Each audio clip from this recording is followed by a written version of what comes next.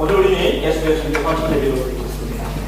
예수의 선교인이 우리 교회에서 가장 헌신적인 그러한 40대 이상의 여성들을 가장 바쁘고 가정과 또한 할 일이 많으신 그러한 분들입니다.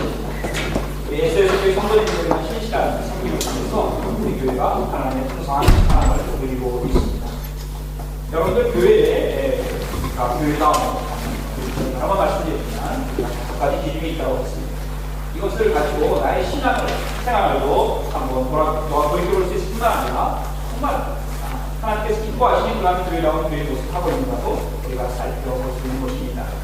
하나님의 임재하심을 경험하는 하나님의 기름 부으심이 있는 그러한 은혜가 가득한 예배를 드리고 있는가, 가정 예배를 드리고 있는가, 교회에 오면 교회에서 예배를 드리고 있는가, 우리가 선교회로 모이면 그러한 예배를 드리고 있는가, 또 하나님의 말씀을 늘 사랑하고 배우고 또 이 말씀을 전파하는, 선교하는, 정하는 그러한 자리에 있는가, 그런 일을 하고 있습니다. 또한 소외되고 어려운 형제자매들을 사랑으로 돕고 섬기는 그러한 삶을 살아가고 있는가, 또 사랑하는 성도 간의 진실한 사귐과 나눔의 삶을 살아가고 있는가 하는 것입니다. 이렇게 예배와 교육과 선교, 봉사와 친교라고 하는 5가지의 공목을 가지고 우리 자신을 비추어갔을 때에 우리가 아멘 하고 힘차게 또한 겸손하게 고백할 수 있다면, 또한 내가 그런 삶을 살아가고 있다고 바라고 있다면 그분의 신앙은 건강하고 온전한 믿음 생활이 될 것입니다. 우리 예수의 순교에 사랑하는 자매님들의 삶의 자리를 돌아보면 정말 늘 예배의 자리에 은혜를 사모하고 하나님을 가까이 하는 그런 자매님들의 모인 것을 보게 됩니다. 하나님의 말씀을 사랑해서 성경 공부에 모이게 힘쓰고, 또 우리 교회 주일 학교만 봐도 교사들이 누구입니까? 정교사들 3분이 다 에스더 여성교회 자매님들입니다. 그렇게도 바쁘고 힘들고 가정일을 돌보기에도 바쁜데도 불구하고 우리 어린 영혼들을 사랑하는 마음으로 그들에게 말씀 들고 나가는 자매님들의 모습을 보게 되는 것입니다. 물론 부장님들도 에서 세워집니다. 하나님의 손가락이 되어서 힘들고 어려운 그러한 이웃들을 위로하기 위해서 늘 마음을 문을 열고, 우리 교회의 지체들 중에서 누가 힘들어하지 않나, 누가 아파하지는 않나, 누가 어려움이 있지는 않나 해서 그분을 위해서 정말 끝까지 사랑하고 섬기는 분들도 우리 에스더 자매님들인 것을 보게 됩니다. 멀리 과테말라에서 주님의 사랑을 가지고 어린 영혼들을 섬기고 계시는 장경순 선교사님, 이야카라마 그분에게 우리가 당신과 함께 연대하고 있습니다. 당신과 함께 공유하고 있습니다. 하나님께서 당신을 사랑합니다 하고 우리가 중보하고 있습니다 하며 작지만 공격하고 있는 그러한 선교하는 자매님들도 우리 에스더 여성교회 자매님들이십니다. 교회의 친교를 모두 하루도 아니고 매일 담당하면서 정말 순종하고 선신하는 마음으로 매일 행사에 또 교회 큰 행사와 모임이 있을 때마다 기쁨으로 사람이 아닌 예수님을 섬기듯, 주님을 접대하듯, 주님을 대접하듯 그렇게 형제자매들을 섬기고 대접하는 분들 에스더 자매님들입니다. 자, 우리 에스더 자매님 몇 점입니까? 네, 누가 벌써 100점이라고 잘 말해요. 100점 만점에 100점입니다. 할렐루야. 오늘 그런 기준 속에서 내가 부족함이 있어도 또 우리 다른 선배들도 그런 마음을 가지고 있는 점 있습니다. 또 우리 교회 모습이 이래야 하는 것입니다. 오늘 설교 본문이 사도 바울 선생님께서 감옥에 있으면서 에베소 교회 성도들에게 편지하는 그러한 말씀입니다. 이 에베소 교회 어떤 성도들에게 지금 말씀하고 있냐면 여러 가지 문제가 있는 성도들이 하는 것이 아니라 그리스도 예수 안에서 신실한 자들에게 내가 편지하노니 라고 에베소 1장 1절 말씀하고 있습니다. 예수 그리스도 안에서 신실하게 은직스럽게 아주 주님을 잘 섬기고 있는 그 성도님들에게, 에베소 성도님들에게 지금 편지를 보내고 있는 것입니다. 사도 바울 선생님이 감옥에서조차 그들에게 하시고 싶었던 그런 말씀이 있었습니다. 성령께서 감화감동하셔서 이들에게 필요한 말씀이 있었던 것입니다. 그 말씀이 무엇일까요? 쓸종이가 없어서 지금같이 종이가 있는 것도 아니고 컴퓨터를 쳐서 도록도록 할 수 있는 그런 상황이 아니었습니다. 습기가 가득한 그러한 눅눅한 곳에서 쓸 종이가 어디 있습니까? 가죽 쓰던 가죽을 잘 갈아서 했을 것입니다. 아니면 갈대를 잘 말려가지고 그것을 풀로 붙여서 이 파피루스라고 하는 그러한 종이를 만들어서 거기에다가 먹물이 어디 있었겠습니까? 식물들에서 나온 그러한 아주 색채를 발려가지고 한글한글 정말 피로 글을 쓰듯이 우리 사도 바울 선생님의 간절한 마음으로 이 에베소 교회 성도들에게 쓴 편지가 에베소 서신인 것입니다. 사도 바울 선생님은 성령의 감동을 받으셔서 하나님의 신실한 하나님의 자녀들이, 하나님의 딸들이 더 소원하는 마음으로 이 편지를 썼던 것이고, 바로 1장 3절부터는 어떻게 그러한 삶을 살아갈 수 있을까에 대한 하나님의 은혜가 얼마나 컸는가에 대해서 예수 그리스도 그분의 복음과 연결해서 말씀하신 후에 이제 구체적인 삶의 모습을 이제 4장 5장 6장에서 말씀하고 있는 것입니다. 사랑하는 성도 여러분, 우리가 누구입니까? 내가 누구입니까? 우리 사랑하는 성도 여러분, 여러분은 누구이십니까? 오늘 헌신 예배를 드리는 여러분은 누구이십니까? 하나님 앞에서 나는 누구라고 고백할 수 있겠습니까? 하나님께서 우리 아담을 타고 아담아 내가 어디 있느냐 하셨을 때, 주여 제가 범죄하여 벌거벗었나이다, 자기를 수치를 가지고 있는 그러한 죄인의 자리에 있는지, 아니면 하나님 제가 여기 있습니다, 하나님께 영광을 돌리며 하나님께 이르러 나와 있습니다, 하나님 영광 받아 주십시오 라고 하나님께 밝은 모습으로 하나님 품으로 뛰어나오는 그러한 하나님의 자녀의 모습으로 있습니다. 우리의 자신의 모습 돌아볼 때 우리들은 하나님의 은혜를 입은 사람들입니다 라고 고백하는 것이 사도 바울 선생님의 고백이요, 또한 에베소의 성도들에게 들려주는 말씀입니다. 하나님의 은혜로, 오직 하나님의 은혜로, 하나님의 지극하신 만극하신 사랑으로 우리가 하나님의 사랑을 입었습니다, 은혜를 입었습니다, 은혜를 받았습니다 하는 고백이 우리의 고백이 되어야 할 줄 믿습니다. 내가 누구입니까? 라고 했었을 때, 하나님 저는 하나님의 은혜를 입은 사람입니다. 하나님의 은혜, 카리스, 하나님의 일방적인 이 사랑을 내가 받았습니다 라고 고백할 수 있어야 합니다. 내가 잘나서, 내가 똑똑해서, 내가 그 은혜를 받으려 해서, 재능이 많아서, 돈이 많아서, 지위가 높아서 받는 것이 아니라, 정말 울퉁불퉁하고 못나고 미련하고 무능하고 잘하는 것이 하나도 없음에도 불구하고, 죄질도 밖에 없고 하나님 대만에게 갖는 뜻이 하는 존재이지만, 그럼에도 불구하고 하나님께서 찾아와서 일방적으로 사랑해 주신 하나님의 짝사랑, 그 바로 대상이 우리였다는 것입니다. 얼마나 놀라운 사랑인지 모릅니다. 그렇다고 해서 하나님의 사랑이 값싼 사랑입니까?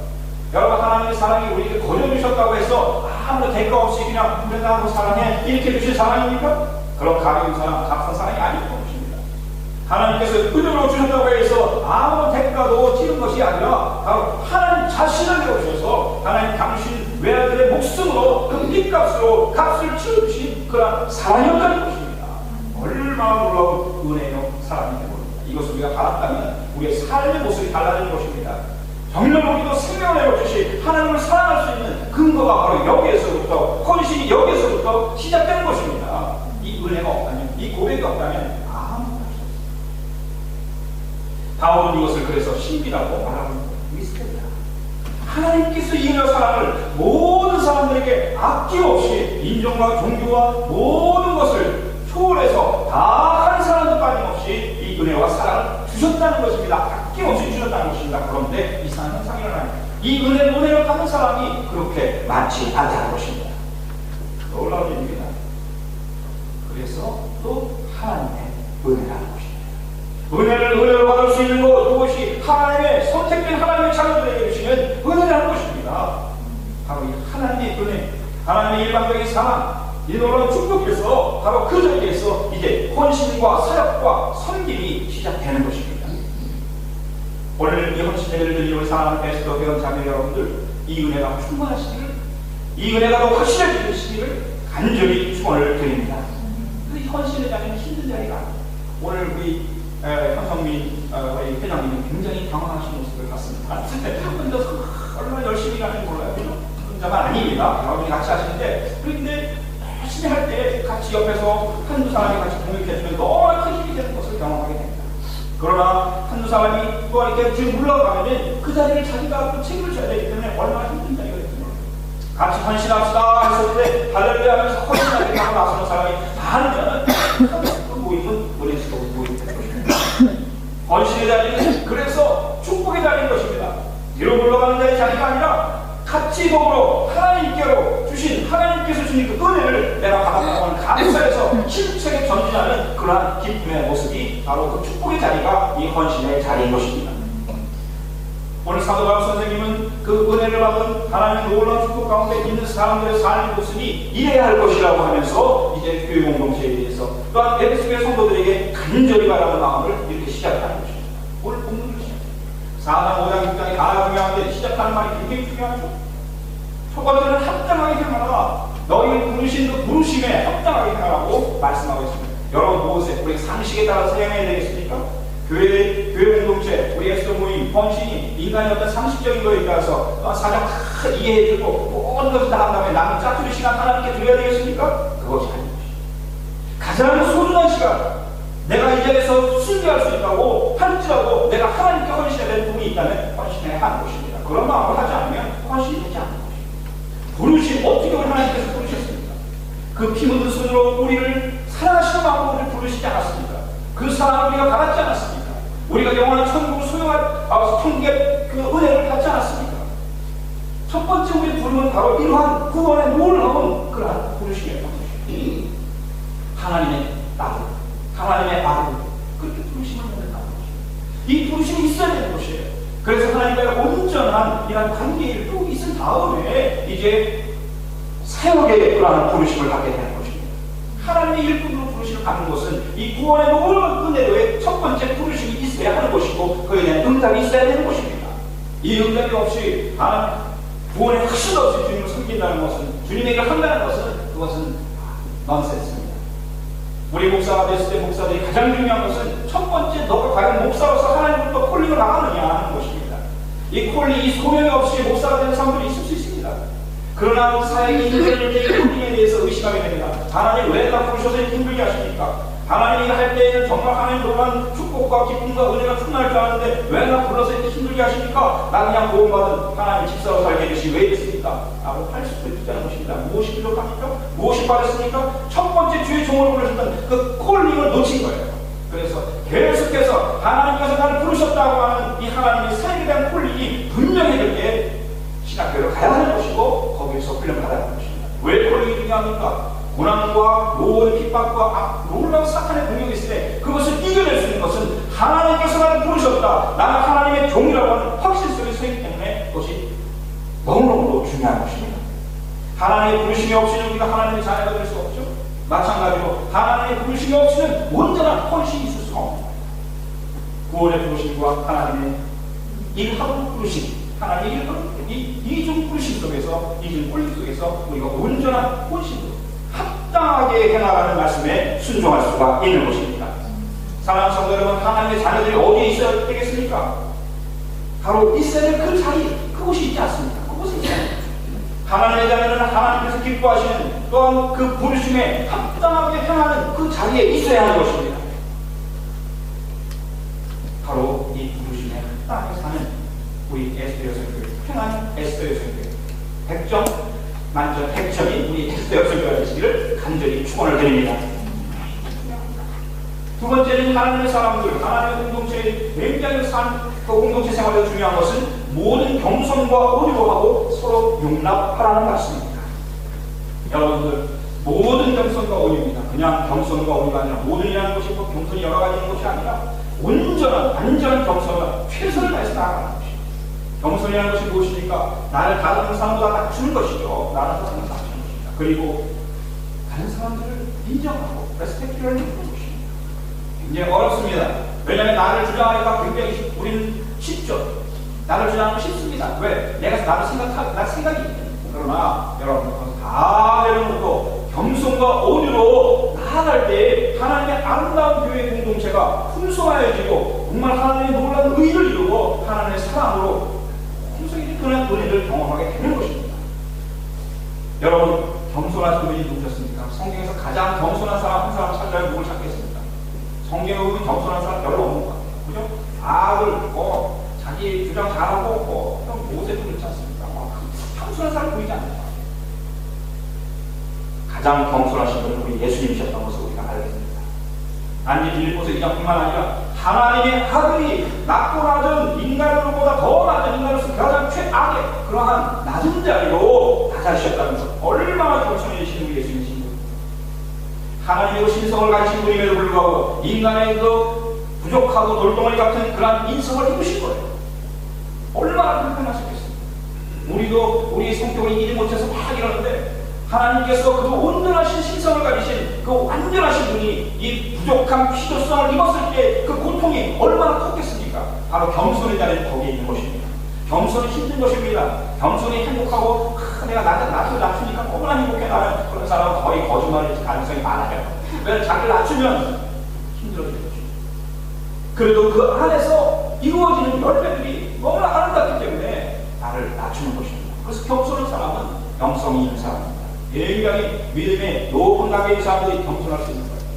유명한 교우가 그런 말 했습니다. 그냥 커다란 책을 써놓고 또한 정말 멋진 설교를 하고 사람들을 많이 감화하고 싶어도 마지막으로 그가 해야 되는 한 말은 무엇이에요? 겸손하라. 교만이 우리를 얼마나 파괴하는지 모릅니다. 정말 교만이라는 것은 우리를 굉장히 깨뜨리게 하시고, 왜? 내가 높아지면 보이지 않습니다. 그림자가 만들어질 뿐입니다. 여러분, 우리 예수님의 그 겸손하심이 하나님의 선하심을 회복하게 하시고 선하심을 온전히 이루신 줄 믿습니다. 우리 하나님을 섬기고 신앙생활, 교회 생활할 때 가장 중요한 것은 바로 이 겸손이라는 덕목인 것을 알게 되는 것입니다. 겸손한 사람들에게는 하나님의 큰 풍성한 열매를 계십니다. 여러분, 교회 생활을 오래 했다고 해서 저도 교회 생활을 지금 제가 54살인데 교회 생활을 54살 했어요. 우리 엄마 뱃속부터 다니서 55년 했어요. 그렇다고 제가 이게 좋아 보입니까? 내가 이게 제일 없는 것 같아요. 성도님들의 섬기에 대한 너무 참 부끄러울 때가 많이 있어요.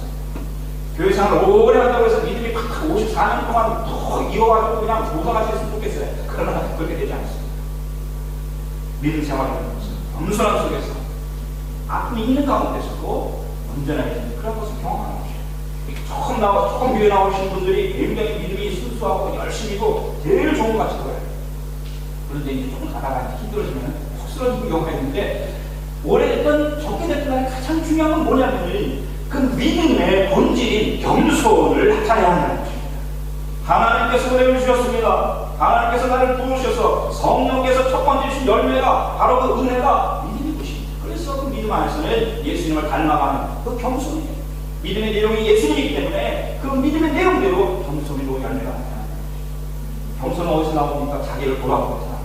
내 믿음 주신 은혜가 너무 감사합니다. 할렐루야 하면서 하나님께 찬양이 거기서 나오는 것입니다. 그리고 하나님의 사람들은 이 겸손을 통해서 온유라고 하는 그러한 모습과 태도와 행동을 통해서 드러내는 것입니다. 온유라는 말은 말 그대로 겸손한 태도를 의미합니다.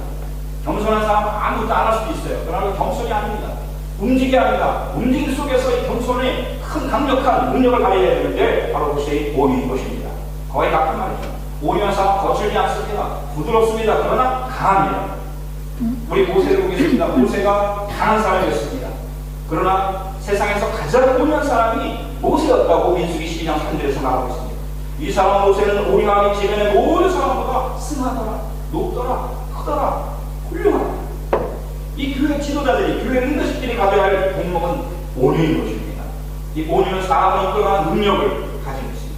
온유한 사람은 사람이 따르도록 눈에 보이지 않는 마음을 움직이는 능력을 가진 것입니다. 하나님의 자녀들, 특히 하나님의 일을 하려는 이 두 번째 콜링에 응답한 사람들에게 아주 중요한 항목이 온유인 것입니다. 그리고 이 겸손과 온유로 살아갈 때 그것을 온전한 것으로 이루기 위해서는 용납함이 있어야 하는 것입니다. 내가 겸손하고 온유하고 이렇게 주님을 열심히 섬기고 있는데 너는 왜 그러냐? 너는 왜 따라오지 않느냐? 너는 왜 나를 힘들게 하냐? 이렇게 해서는 안 되는 것입니다.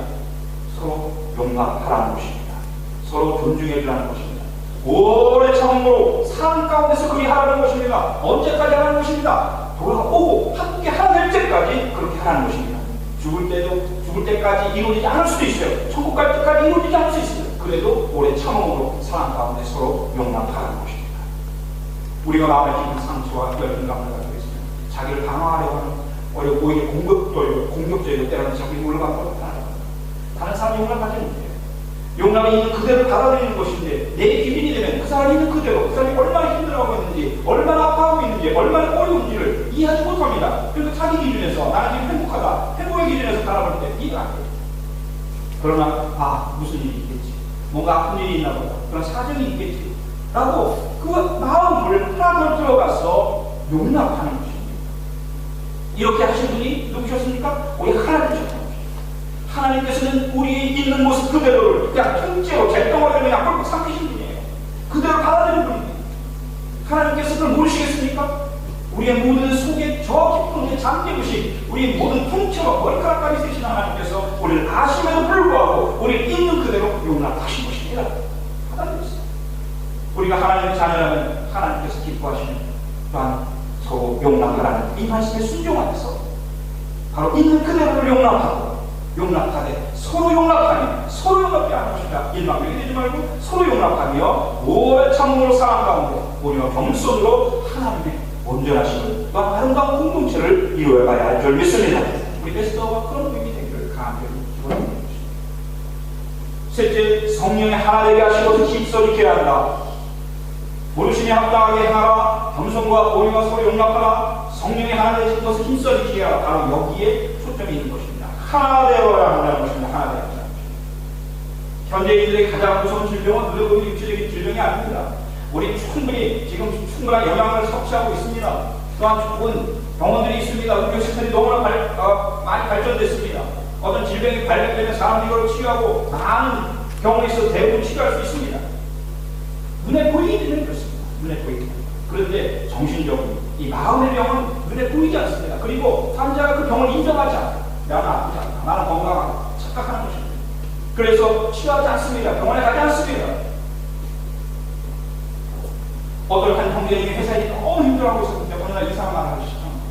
신방을 갔더니 천장에 2층 있는 사람이 자기를 매달 험담한다는 것입니다. 제가 이렇게 쳐다봤어요.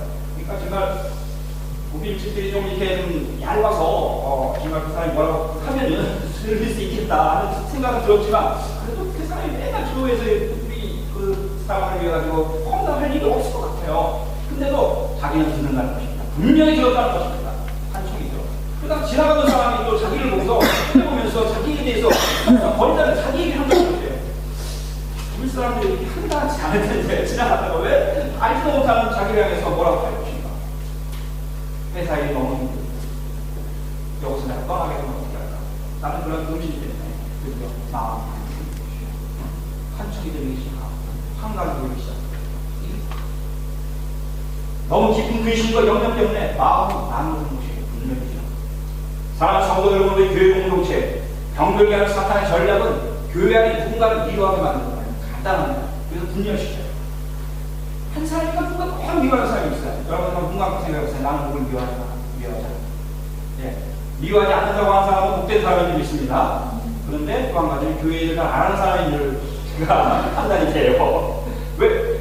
교회 일 안 하는 사람은 또한 주님을 열심히 섬기지 않는 사람은 사탄이 관심이 없어요. 쟤는 잘 모르고 있구나. 쟤는 제대로 내 뜻대로 하고 있구나 해서 관심이 없습니다. 근데 주님의 일을 열심히 하는 사람들에게 이 사탄이 탁 찾아와요. 그래가지고 서로 갈등을 일으키고 미워합니다. 주님을 열심히 섬기려고 하는 사람들, 열심히 섬기는 사람들, 그래서 우리가 중보 기도에 되어야 되는 것이고 서로 하나 되도록 간절히 오늘 본 뭐라고 했습니까? 힘써 영성에 에어리하고 들어가 있습니다. 모든 노력을 가지고 성령이 하나 되셔 평화의 띠로 묶어준 이것을 사랑으로 묶어준 이것을 힘써 지키라고 말씀하고 있습니다. 뭐하라고요? 말이라는 지키라는 것이에요. 말이라는 것이에요. 지키라는 것이에요. 킵하는 것입니다. 이미 하나님께서 우리가 하나 되게 하시고 왜 그렇습니까? 예수님이 한 분이시죠. 하나님 한 분이시죠. 성령이 한 분이시죠. 세례도 하나입니다. 모든 것이 다 하나입니다. 예수님의 몸이라고 하죠. 예수님 몸이 여러 개입니까? 하나입니다. 그럼 우리 한 몸의 지체이고 하나인 것이에요. 그런데 사탄은 이것을 자꾸 분열하게 합니다. 주님을 열심히 섬기려고 하는 사람들, 열심히 섬기는 사람을 공격해서 가장 가까이서 공격하고 하나님의 성계의 분자들을 미워하게 만드는 것입니다. 이거 나눠지는 것입니다. 왜 사도반 선생님께서 감옥에서 그렇게 피같은 그러한 마음으로 이 편지를 썼겠습니까? 성령의 하나 되게 하신 것을 힘써 지키라. 명령입니다. 지키라는 것입니다. 그렇다면 거꾸로 뒤집어 하면 에베소 교회가 신실한 공동체 속에도 이렇게 지키지 못하게 하는 하나님이 공동체를 파괴하고 깨뜨리려고 하고 무너지게 하고 분열하게 하는 그러한 요인들이 있었다는 것입니다. 사랑하는 성도님들, 내가 누군가 너무너무 미운 사람이 있다고 하시면 감사하시기 바랍니다. 내가 주님을 너무 열심히 섬기고 있구나. 기뻐하시기 바랍니다. 그러나 주의하시기 바랍니다. 사탄이 나를 공격하고 있구나. 영적 분별력을 가지고 미움을 가져오는 사탄을 대적하시기를 바랍니다. 사탄이 우리 머리에 와서, 새가 우리 와서 머리에 남은 곳에 있죠? 이제 마지막 소원이 새가 내 어깨에 와서 앉는 건데, 이제 그건 안 됩니다. 고양이가 와서 앉았어요. 근데 새는 안 돼요. 새가 와서 딱 내 머리에 앉았을 때, 여러분들, 거기에다가 새가 오면 어떻게 하겠습니까? 쫓아야 새가 거기다 둥지를 틀도록, 새가 와서 나뭇가지를 가서 내 머리에 둥지를 틀도록 가만히 있는 사람은 그 사람은 정신이 나갔어요. 죄가 그런 것입니다. 죄가 수없이 우리에게 수없이 다가올 수 있어요. 사탄의 공격입니다. 그때 나사렛 예수의 이름으로 물러가라. 사탄아 물러가라. 여러분들 명령하시기를 간절히 축원을 드립니다. 여러분 할 수 있어요. 목사가 하는 거 아닙니다. 할 수 있어요. 예수님의 이름으로 사탄 대적하면 물러가게 돼 있다고 말씀하고 있어요. 둥지를 틀게 하는 게 아니에요. 둥지가 죄예요. 생각 오는 것이 죄가 아니라 둥지를 틀게 하는 것이 죄 것입니다. 오늘 성령께서는 간절한 마음으로 이 영적 분별로 가요. 너희들이 힘써 지켜라, 힘써 지켜라. 간절하게 말하는 것입니다. 그래야만 하나님의 신실한 공동체가 예수님의 몸으로 하나 될 수 있는 것입니다. 성령님의 하나 되심이 그 하나 되신 가운데 능력이 나타나는 것입니다. 여러분들 분열하고 나올 때 성령의 능력이 나타나지 않아요. 나타날 수가 없습니다. 우리에게 부르시는 소망도 하나라고 했습니다. 소망이라는 것은 힘찬 능력을 가지고 앞을 향해서 비전을 가지고 나아가는 것인데 나눠지면 이 소망이 흐릿해져요. 초점이 안 가는 것입니다. 세례도 하나입니다. 하나님. 또 중요한 건 무엇입니까? 우리 하나님 안에서 온 만유의 창조주신 하나님 안에서 우리가 하나의 네트워크를 형성한다는 것입니다. 다 연결되어 있어요. 다 연결되어 있습니다. 만유 안에서, 만유 위에서, 만유를 위해서 우리 하나님 하나이신 것을 바로 그 안에 우리가 한 네트워크의 한 줄기로서 우리가 거기 들어가 있는 것입니다. 그래서 오늘 본문 4절부터 6절까지는 하나라고 하는 말은 그렇게 강조하고 있는 것입니다. 얼마나 하나님께서 사랑하시고 사모하시는지 하나님의 속성이 나도 그렇고 하나님께 원하시는 것이 하나님이라는 것입니다. 우리가 하나님의 부르심을 받는 것입니다. 겸손과 오인과 서로 융합한 가운데 하나님을 쓰는 것입니다. 그리고 힘써 이 하나님을 성령 안에서 평안에 되는 줄로 하나님은 놀라운 축복이 있기를 간절히 축원을 드립니다. 왜 나라에서 이런 걸 부르셨는가? 겸손과 오인과 용서가 섬기고 있습니다. 성령이 하나님의 하심을 따라서 하나님의 딸답게 신실을 찾고 있습니다.